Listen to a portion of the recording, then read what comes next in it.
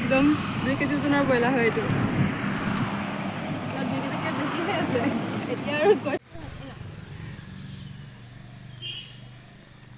আমাৰ ময়দা ৰেডি কৰি আছোঁ গৰম পানী দি ভালদৰে মাৰি ল'ম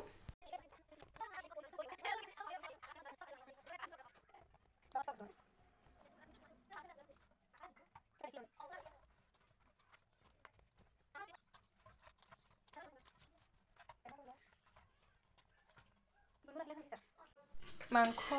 বইল হৈ গ'ল আৰু এই জোলখিনিয়ে চুপটো বনোৱা হ'ব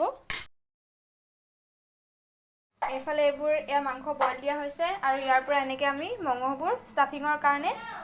উলিয়াই আছোঁ আৰু এইফালে আমাৰ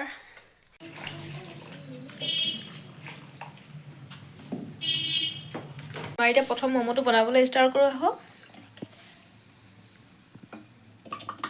এইফালে ষ্টাফিঙত আমি বন্ধাকবি আৰু গাজৰো অলপ মিক্স দি দিছোঁ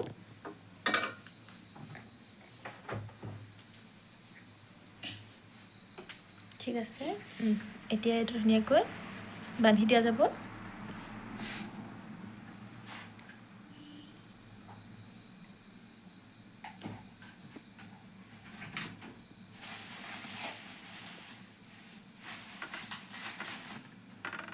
দেখিবলৈ পাইছে আমাৰ প্ৰথম ম'ম' ধুনীয়াকৈ হৈ গ'ল এটা